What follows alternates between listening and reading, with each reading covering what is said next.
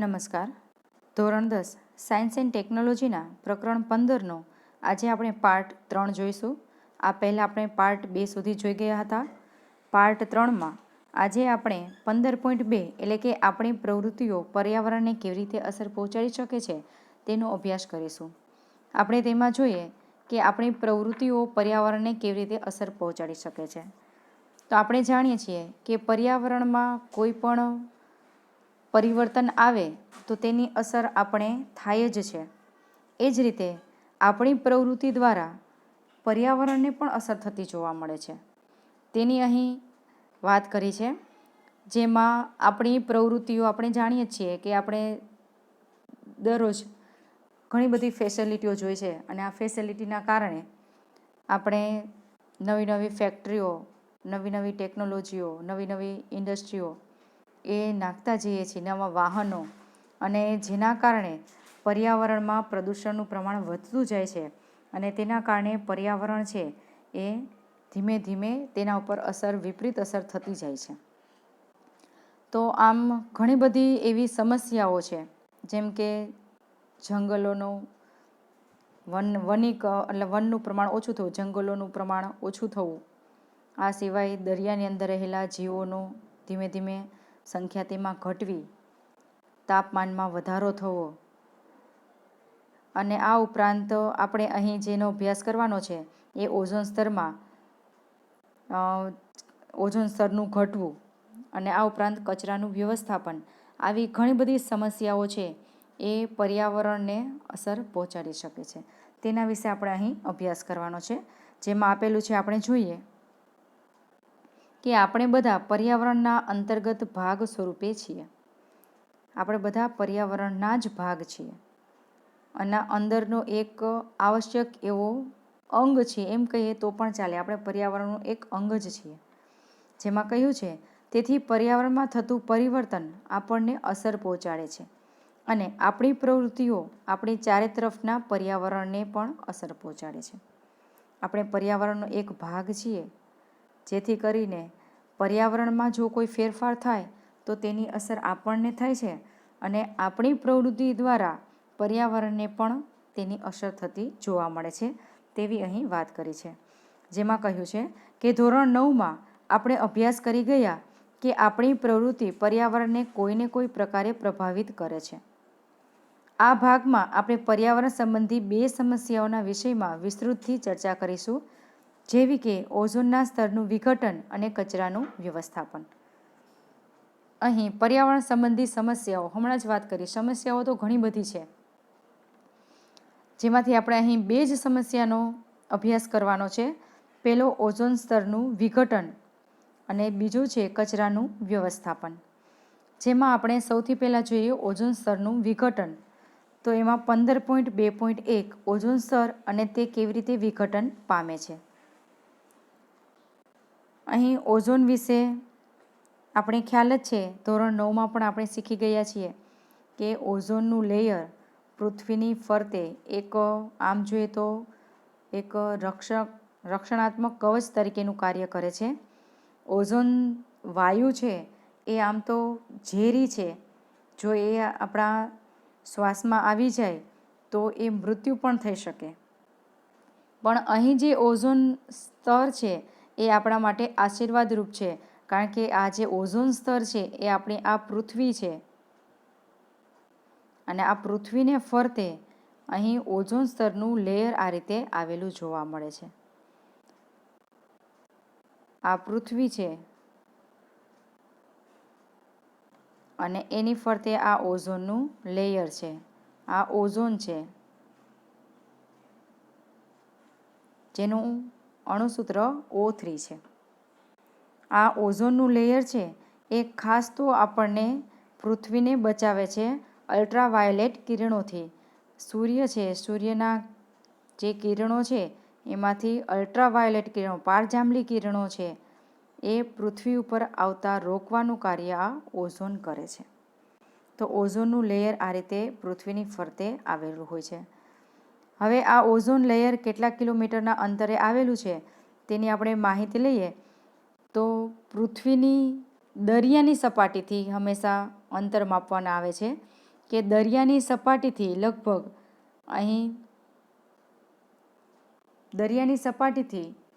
લગભગ 30 કિલોમીટરના અંતર સુધી એક સ્તર આવેલું હોય છે, જેને કહેવાય છે ટ્રોપોસ્ફિયર. આ ટ્રોપોસ્ફિયર છે. ટ્રોપોસ્ફિયરમાં ત્યારબાદ દરિયાની સપાટીથી લગભગ 50 કિલોમીટર અંતરે બીજું એક સ્તર આવેલું છે, જેને સ્ટ્રેટોસ્ફિયર કહેવાય છે. આ જે સ્ટ્રેટોસ્ફિયર છે એ સ્ટ્રેટોસ્ફિયરમાં અહીં ઓઝોનનું લેયર આવેલું છે. એટલે ખાસ અહીં એક માર્કના પ્રશ્ન પૂછાય છે, ખાસ યાદ રાખવાનું છે કે લગભગ દરિયાની સપાટીથી 50 કિલોમીટરના અંતરે કયું સ્તર આવરણ આવેલું છે? સ્ટ્રેટોસ્ફિયરનું. ઓઝોન વાયુ કયા આવરણમાં આવેલા છે? તો સ્ટ્રેટોસ્ફિયરમાં ઓઝોનનું લેયર છે એ આવેલું હોય છે. અથવા તો ઓઝોન લેયર કયા આવરણમાં આવેલું છે? સ્ટ્રેટોસ્ફિયરમાં. સ્ટ્રેટોસ્ફિયરમાં કયા વાયુનું આવરણ છે? ઓઝોન વાયુનું આવરણ આવેલું છે. અને આ ઓઝોન વાયુનું કાર્ય શું છે? તો કે સૂર્યમાંથી નીકળતા પારજાંબલી કિરણો છે, અલ્ટ્રાવાયોલેટ કિરણો. પારજાંબલી કિરણો એટલે અલ્ટ્રાવાયોલેટ કિરણો, જેને આપણે યુવી કિરણો પણ કહીએ છીએ. આ અલ્ટ્રાવાયોલેટ કિરણોને શોષી લેવાનું કાર્ય ઓઝોન વાયુનું છે. એટલે ઓઝોન લેયર છે એ આ અલ્ટ્રાવાયોલેટ કિરણોને શોષી લે છે, જેથી કરીને આ અલ્ટ્રાવાયોલેટ કિરણો છે એ પૃથ્વી સુધી પહોંચી શકતા નથી અને આપણને તેનાથી રક્ષણ આવે છે. આ જે અલ્ટ્રાવાયોલેટ કિરણો છે એ ખૂબ નુકસાનકારક છે. એમાં ખાસ કરીને મોટાભાગે નુકસાન કરે છે તો કે ચામડીના અથવા તો ત્વચાના જે કેન્સર થાય છે એ કેન્સર થવાનું મુખ્ય કારણ આ અલ્ટ્રાવાયોલેટ કિરણો જ છે. માટે તેનાથી આપણને રક્ષણ આપે છે ઓઝોન વાયુ. અહીં તેની આપણને વાત કરી છે, જે આપણે જોતા જઈએ કે ઓઝોન એટલે કે O3નો અણુ ઓક્સિજનના 3 પરમાણુઓથી બને છે. ઓઝોનનું અણુસૂત્ર છે, રાસાયણિક સૂત્ર O3, જે ઓક્સિજનના 3 પરમાણુથી બને છે. અહીં ઓઝોન બનવા માટેની પણ તમને સમીકરણ આપેલા છે. ઓઝોન વાયુ કઈ રીતે બને છે? તો કે ઓઝોન વાયુ છે એ સૌપ્રથમ તો ઓક્સિજન છે, જે ઓક્સિજન વાયુ એ ઓક્સિજન વાયુનું અહીં વિખંડન થાય છે. અલ્ટ્રાવાયોલેટ કિરણો જે છે એના દ્વારા જ એનું વિખંડન થાય છે. પણ અહીં જે અલ્ટ્રાવાયોલેટ કિરણો છે એ ખૂબ જ તીવ્રતાવાળા હોય છે. ઊંચી ઉર્જાવાળા જે પારજાંબલી કિરણો છે, અલ્ટ્રાવાયોલેટ કિરણો છે, એ આ ઓક્સિજન વાયુનું વિઘટન કરે છે. એ ઓક્સિજન પરમાણુમાં તેનું વિઘટન કરે છે. જો અહીં O2 એટલે કે ઓક્સિજન વાયુ કહેવાય અને ખાલી O છે માટે તેને ઓક્સિજન પરમાણુ કહેશું. અહીં ઓક્સિજન પરમાણુમાં તેનું વિઘટન કરે છે. હવે અહીં રહેલો દરેક ઓક્સિજન પરમાણુ છે એ ફરીથી ઓક્સિજન વાયુ સાથે જોડાય અને તેમાંથી બનાવે છે O3, ઓઝોન વાયુ બનાવે છે.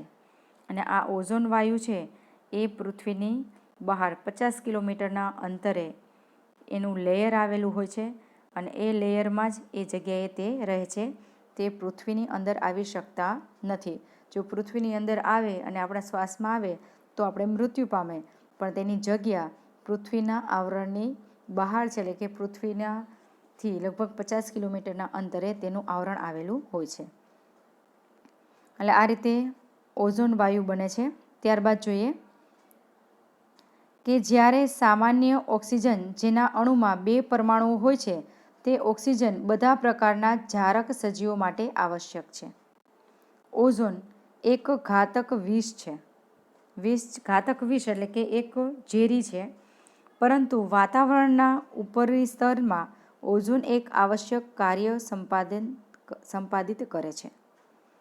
પોતે છે ઝેરી, પરંતુ વાતાવરણના જે ઉપરનું સ્તર છે સ્ટ્રેટોસ્ફિયરમાં, એમાં એક ખૂબ જ આવશ્યક એનું કાર્ય છે એવી વાત કરે છે.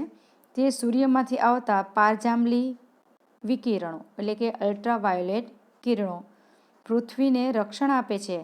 આ પારજાંબલી વિકિરણો સજીવો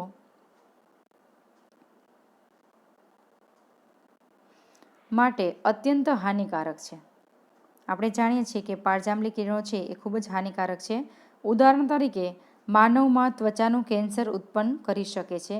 ખાસ અહીં 1 માર્ક્સમાં તમને પૂછાય છે, નોટ કરી લો ક્વેશ્ચન કે જે યુવી કિરણો અથવા તો પારજાંબલી કિરણો છે એ કઈ રીતે નુકસાનકારક છે, તો ત્વચાના કેન્સર ઉત્પન્ન કરી શકે છે અથવા તો ત્વચાના કેન્સર ઉત્પન્ન કરવા માટે શું જવાબદાર છે, અલ્ટ્રાવાયોલેટ કિરણો. આ રીતે તમે અહીં પ્રશ્ન બનાવી શકો છો. ત્યારબાદ આપેલું છે, વાતાવરણના ઉચ્ચ સ્તર પર પારજાંબલી અલ્ટ્રાવાયોલેટ વિકિરણોની અસરથી ઓક્સિજન O2 અણુઓથી ઓઝોન બને છે. હમણાં જ આપણે ઓઝોન વાયુ કઈ રીતે બને છે એ જોઈ ગયા કે વાતાવરણના ઉચ્ચ સ્તર પર પારજાંબલી અલ્ટ્રાવાયોલેટ વિકિરણોની અસરથી ઓક્સિજન અણુઓથી ઓઝોન બને છે. જોઈ ગયા કે ઓક્સિજનનું સૌપ્રથમ વિખંડન થાય છે અને એ ઓક્સિજન પરમાણુ છે એ ઓઝોન વાયુ સાથે ઓક્સિજન વાયુ સાથે જોડાય છે અને એ પોતે ઓઝોન બનાવે છે, O3 બનાવે છે. તો આ રીતે ઓઝોન બને છે.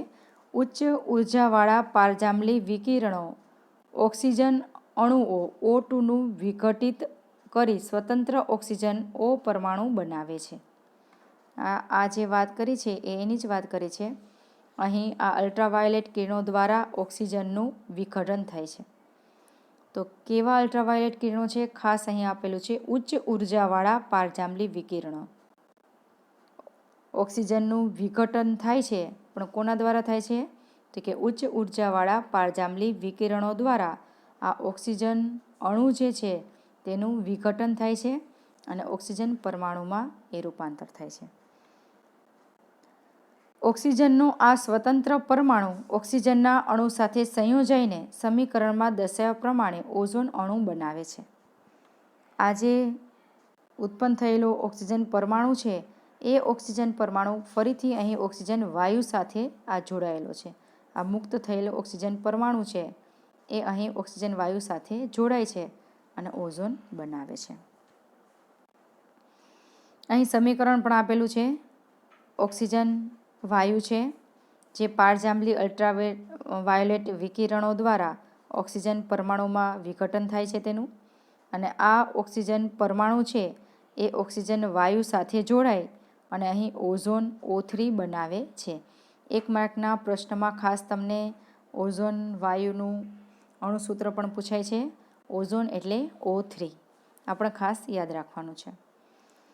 હવે ત્યારબાદ આપણે વાત કરી છે કે ઓઝોન સ્તરમાં જે ઝડપથી ઘટાડો થઈ રહ્યો છે તેની અહીં વાત કરી છે કે 1980થી વાતાવરણમાં ઓઝોનની માત્રામાં ઝડપથી ઘટાડો થઈ રહ્યો છે. હવે આપણે જાણીએ છીએ કે પૃથ્વીની જે સપાટી છે, આપણે અહીંયા દરિયાની સપાટી છે, આ પૃથ્વીની સપાટી ઉપર આપણે રહીએ છીએ આ બધી જગ્યાએ, એના અહીં 50 કિલોમીટરના અંતરે આ ઓઝોન વાયુનું લેયર છે અને તે કાર્ય કરે છે કે સૂર્યમાંથી આવતા અલ્ટ્રાવાયોલેટ કિરણોને રોકવાનું. પરંતુ હવે અહીંયા જે અલ્ટ્રાવાયોલેટ કિરણો છે એ પૃથ્વી સુધી પહોંચતા થયા છે, કારણ કે ઓઝોનનું જે આ લેયર છે એ લેયરમાં હવે અહીં આવા ગાબડા પડવા માંડ્યા છે અથવા તો અહીં છિદ્ર થવા માંડ્યું, જેને ઓઝોન હોલ પણ કહેવામાં આવે છે. આ રીતે ઓઝોનનું જે લેયર છે એમાં આવા ઓઝોન હોલ થતા જોવા મળે છે, ઓઝોન છિદ્ર થતું જોવા મળે છે, જેને ઓઝોન ગર્ત પણ અહીં કહ્યું છે. ઓઝોન ગર્ત, ઓઝોન હોલ, ઓઝોન વાયુમાં ગાબડા પડવા, આ બધાનો અર્થ એક જ થાય છે. ટૂંકમાં ઓઝોન વાયુનું જે લેયર છે એ એટલા ભાગમાંથી તૂટી જાય છે અને તૂટવાને કારણે એ ભાગમાંથી અલ્ટ્રાવાયોલેટ કિરણો છે એ આપણી પૃથ્વી સુધી હવે પહોંચવા માંડ્યા છે. અને આ અલ્ટ્રાવાયોલેટ પહોંચવાના કારણે ઘણા બધે નુકસાન થતું જોવા મળે છે, જેમાં ખાસ કરીને ચામડીના કેન્સર જેવા રોગો થતા જોવા મળે છે. તેની અહીં વાત કરી છે. તો ઓઝોન સ્તરનો આ ઘટાડો થઈ રહ્યો છે તેના માટે જવાબદાર કોણ છે, તો ખાસ અહીં કહ્યું છે કે આ ઓઝોન સ્તરમાં ગાબડા પડવા માટે જવાબદાર વાયુ જે કહ્યું છે એ CFC એટલે કે ક્લોરોફ્લોરોકાર્બન. આ પણ 1 માર્ક્સ માટે ખૂબ અગત્યનું છે. બોર્ડમાં લગભગ તમને પૂછાય જ છે આ પ્રશ્ન કે ઓઝોન વાયુમાં ઘટાડો થવાનું મુખ્ય કારણ, તો કે મુખ્ય જવાબદાર સંયોજન પૂછે તો પણ આ સંયોજન છે ક્લોરોફ્લોરોકાર્બન, અથવા તો મુખ્ય પરિબળ ક્લોરોફ્લોરોકાર્બન છે, CFC. અહીં 1 માર્ક્સમાં તમને પૂરું નામ પણ પૂછી શકાય, CFCનું પૂરું નામ જણાવો તો ક્લોરોફ્લોરોકાર્બન. જેમાં કહ્યું છે કે ક્લોરોફ્લોરોકાર્બન જેવા માનવ સંશ્લેષિત રસાયણોને તેનો મુખ્ય પરિબળ ગણવામાં આવે છે. આ માનવ સંશ્લેષિત રસાયણ છે, માનવ દ્વારા બનાવેલું એક રસાયણ છે. તેના ઉપયોગ રેફ્રિજરેટર તેમજ અગ્નિશામક માટે થાય છે.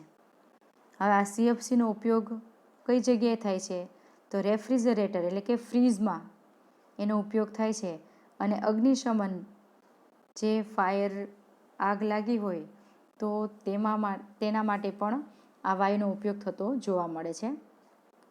આ સિવાય એસી એર કન્ડિશન જે હોય છે એની અંદર પણ આ CFC વાયુ જોવા મળે છે.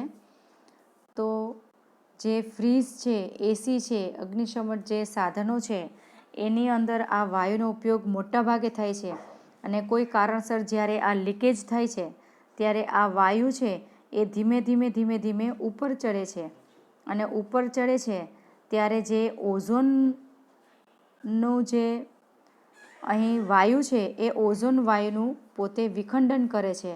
એ વિખંડન કરી તેને ફરીથી ઓક્સિજનમાં ફેરવે છે.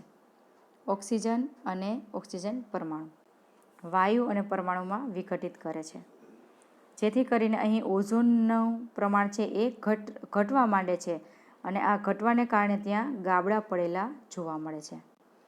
એટલે આ રીતે ઓઝોન વાયુનું ઘટવાનું પ્રમાણ છે એ વધતું જોવા મળે છે. ફરીથી એક વખત ઓઝોન વાયુમાં ગાબડા કઈ રીતે પડે છે, અથવા તો ગર્ત અથવા તો છિદ્ર કઈ રીતે થાય છે, તો CFC અથવા તો ક્લોરીન વાયુ જે છે અને બીજો વાયુ કીધો છે CFC, આ બે ખાસ મુખ્ય સંયોજન છે. એમાં પહેલું સંયોજન આપેલું છે CFC. તો આ જે વાયુ છે એ ધીમે ધીમે હલકા હોય છે, જેથી કરીને તે વાતાવરણમાં ઉપર ચડે છે. ઉપર ચડે છે ત્યારે ઓઝોનનું જે લેયર છે ત્યાં સુધી પહોંચે છે, અને ત્યાં સુધી પહોંચે છે ત્યારે ઓઝોનનું જે O3 છે તેનું વિખંડન કરી તેને ઓક્સિજન વાયુમાં અને ઓક્સિજન પરમાણુમાં ફેરવે છે. એટલે અહીંથી ઓક્સિજન વાયુ એ બનાવે છે અને ઓઝોનનું ઘટાડો કરે છે. તો આવું સૌથી વધારે ઘટાડો કરનાર ક્લોરીન વાયુ છે. આ ક્લોરીન છે એ એક ક્લોરીન પરમાણુ છે 1,00,000 ઓઝોનના અણુઓનું વિખંડન કરી શકે છે. આ પણ ખાસ ઘણી વખત પૂછાયેલો પ્રશ્ન છે. એક ક્લોરીનનો પરમાણુ 1,00,000 ઓઝોનના અણુઓનું વિખંડન કરી શકે છે, અને આ વિખંડન થવાને કારણે તે જગ્યાએ ઓઝોનનું પ્રમાણ ઘટે છે, અને ત્યાં ગાબડા પડતા એટલે કે ત્યાં આવું છિદ્ર જોવા મળે છે જ્યાં ઓઝોન હોતું નથી, ઓઝોન વાયુ હોતું નથી, અને તેના કારણે ઉપરથી અલ્ટ્રાવાયોલેટ કિરણો છે એ હવે પૃથ્વી સુધી પહોંચી શકે છે. આ એનું મુખ્ય કારણ છે. અને હવે આ CFC જે છે એનો ઘટાડો કરવાનો એવું સંગઠિત થયેલું છે, એવું રૂલ્સ આપણે અથવા તો એવા નિયમો કરેલા છે જે 1987માં સંયુક્ત રાષ્ટ્ર પર્યાવરણ કાર્યક્રમ યુનિપ એટલે કે UNEP તેના દ્વારા આ સંસ્થા છે એ કાર્ય કરે છે, જેનું પૂરું નામ છે યુનાઇટેડ નેશન એન્વાયરમેન્ટ પ્રોગ્રામ. તો અહીં ખાસ 1 માર્ક્સમાં એનું પૂરું નામ પણ તમને પૂછાય છે, નોટ કરી લો, અથવા યુનિપનું પૂરું નામ જણાવો, અથવા તો યુનિપ છે એ શેના માટેનું કાર્ય કરે છે, તો આ ખાસ યાદ રાખવાનું છે. અને કઈ સાલમાં તેનું નિર્માણ કરવામાં આવેલું છે, સમિતિ રચવામાં આવેલી છે, તો 1986માં. તો આ જે સંસ્થા છે એને હવે એવા નિયમો ઘડેલા છે કે રેફ્રિજરેટર અને બીજા જે અગ્નિશમન જે પદાર્થો છે તેની અંદર હવે CFCનો ઉપયોગ કરવો નહીં. જેથી કરીને હવે જે નવા રેફ્રિજરેટર છે એ CFC ગેસ વગરના બહાર પાડવામાં આવે છે. હવે અહીં આપણે જોઈએ પેરેગ્રાફમાં કે 1980થી વાતાવરણમાં ઓઝોનની માત્રામાં ઝડપથી ઘટાડો થઈ રહ્યો છે. ક્લોરોફ્લોરોકાર્બન જેવા માનવ સંશ્લેષિત રસાયણો તેનો મુખ્ય પરિબળ ગણવામાં આવે છે. તેનો ઉપયોગ રેફ્રિજરેટર તેમજ અગ્નિશમન માટે થાય છે. ત્યારબાદ 1987માં સંયુક્ત રાષ્ટ્ર પર્યાવરણ કાર્યક્રમ UNEP એટલે કે યુનાઇટેડ નેશન એન્વાયરમેન્ટ પ્રોગ્રામમાં સર્વાનુમતે નક્કી કરવામાં આવ્યું છે કે CFCનું ઉત્પાદનને 1986ના સ્તર પર જ સીમિત રાખવામાં આવે. એટલે કે હવે ત્યારબાદ CFCનું પ્રમાણ છે એ ઘટાડવામાં આવે. હવે રેફ્રિજરેટર બનાવતી વિશ્વની પ્રત્યેક કંપનીઓ માટે CFC મુક્ત રેફ્રિજરેટર બનાવવાનું ફરજિયાત કરવામાં આવ્યું છે.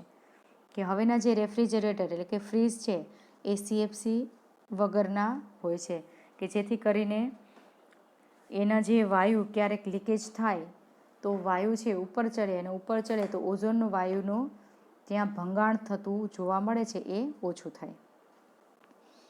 તો આ રીતે ઓઝોનનું જે લેયર છે એ કાર્ય કરે છે અને કઈ રીતે એમાં ભંગાણ પડે છે એ આપણે જોયું. અહીં અત્યારે 2020માં જે કોરોનાની મહામારી છે એના કારણે લોકડાઉન આપણે જોઈએ છીએ કે લોકડાઉન થયેલું જોવા મળે છે. વાહનોની સંખ્યા ઓછી, ફેક્ટરીઓની જે પ્રમાણ છે એ થોડું ઓછું કર્યું છે એનું ચાલન, જેથી કરીને પ્રદૂષણ ઓછું થયું છે. ને પ્રદૂષણ ઓછું થવાને કારણે જે આપણે પૃથ્વીમાં ઉપરના ભાગે ઓઝોનના લેયરમાં જે આ રીતે ગર્ત જોવા મળતા હતા, એમાં ખાસ કરીને એ ગર્ત છે એ એન્ટાર્કટિકા જે વિસ્તાર છે એના ઉપર વધારે જોવા મળતા હતા. પણ હવે એ ભાગ છે એ પણ ઓઝોનથી આખો ભરાઈ ગયો છે, કે એના જે ગાબડા પડેલા હતા એ ભાગમાં ઓઝોન બની ગયો છે. કારણ કે આપણે અહીં પ્રદૂષણનું પ્રમાણ ઓછું થયું છે, વાહન વ્યવહાર ઓછો થયો છે, ફેક્ટરીઓ છે એ બંધ પડી છે, જેના કારણે આ ઓઝોન છે એ ફરીથી તેનું નિર્માણ થવા લાગ્યું છે. આ એક એનો મોટો ફાયદો થયેલો જોવા મળે છે. ત્યારબાદ આપણે જોઈએ પ્રવૃત્તિ 15.4, જેમાં કહ્યું છે કે પુસ્તકાલય, ઇન્ટરનેટ અથવા તો સમાચાર પત્રોમાંથી જાણકારી મેળવો કે કયા રસાયણો ઓઝોનના સ્તરમાં વિઘટન માટે જવાબદાર છે. એક રસાયણ તો આપણે જોઈ જ ગયા છે કે CFC, જે તમારી ટેક્સ્ટબુકમાં આપેલું છે. એ સિવાય બીજા કયા પદાર્થો છે કે જે ઓઝોન સ્તરમાં વિઘટન કરે છે? તો ખાસ એક ક્લોરીન વાયુ છે એના સિવાય એક HCFC એટલે કે હાઇડ્રોફ્લુરોકાર્બન્સ, અને આ સિવાય NO એટલે કે નાઇટ્રોજન ઓક્સાઇડ એ પણ ઓઝોનના સ્તરમાં ઘટાડો કરતા આ મુખ્ય જવાબદાર પરિબળો છે. ખાસ CFC આપણે NCERTની ટેક્સ્ટબુકમાં આપેલું છે. એ ઉપરાંત ક્લોરીન વાયુ, જે એક ક્લોરીન પરમાણુ છે એ ઓઝોનના 1,00,000 અણુઓનું વિખંડન કરે છે. ત્યારબાદ HFC એટલે કે હાઇડ્રોફ્લુરોકાર્બન્સ HFC, અને નાઇટ્રોજન ઓક્સાઇડ જે તેના મુખ્ય પરિબળ ગણવામાં આવેલા છે. આ ખાસ યાદ રાખવાનું છે, 1 માર્ક્સમાં તમને પૂછી શકાય. ત્યારબાદ આપેલું છે કે જાણકારી મેળવો કે આ પદાર્થોનું ઉત્પાદન તેમજ ઉત્સર્જનનું નિયમન સંબંધી કાયદો ઓઝોન વિખંડનને ઓછા કરવામાં કેટલો સફળ રહ્યો છે. હવે અહીં ઓછું કરવામાં કેટલી સફળતા રહી છે તેની વાત કરી છે. અને બીજું કહ્યું છે, શું છેલ્લા કેટલાક વર્ષોમાં ઓઝોન ગર્તના આકાર કે કદમાં કોઈ પરિવર્તન આવ્યું છે? તો કે હા, અહીં જે નિયમો બનાવેલા છે જેના કારણે ઓઝોન ગર્ત એટલે કે ઓઝોનના જે ખાડા પડેલા છે એમાં પરિવર્તન આવેલું છે, અને એ જે આવરણ છે એ ધીમે ધીમે પાછું બનતું જાય છે. એટલે કે ઓઝોન લેયર છે એ પાછું રિકવર થયેલું જોવા મળે છે. જેના આપણે જવાબમાં બંનેના જવાબમાં કહી શકીએ કે 1987 સંયુક્ત રાષ્ટ્ર પર્યાવરણ કાર્યક્રમ એટલે કે યુનાઇટેડ નેશન એન્વાયરમેન્ટ પ્રોગ્રામ યુનેપમાં સર્વાનુમતે નક્કી કરવામાં આવ્યું છે કે CFCનું ઉત્પાદન 1986ના સ્તરે સીમિત કરવામાં આવે. અને આ ગર્તમાં તો કે હા, ઓઝોન વિઘટન માટે જવાબદાર રસાયણોના ઉપયોગમાં સતત ઘટાડો થવાથી ઓઝોન ગર્ત અથવા તો ઓઝોનમાં જે ગાબડા પડેલા છે એનો ઘટાડો થયો છે અને એ ઓઝોન લેયર છે ફરીથી બનવા લાગ્યું છે. આમ અહીં આપણે ઓઝોનનું લેયર, ઓઝોનમાં જે સ્તરમાં ઘટાડો થાય છે એ તેમજ એનું નિર્માણ એ બધું જ આપણે આ પાર્ટમાં જોઈ ગયા. હવે ત્યારબાદ આપણા દ્વારા નિર્માણ પામતા કચરાનું પ્રબંધન જે આપણે નેક્સ્ટ વિડીયોમાં જોશું.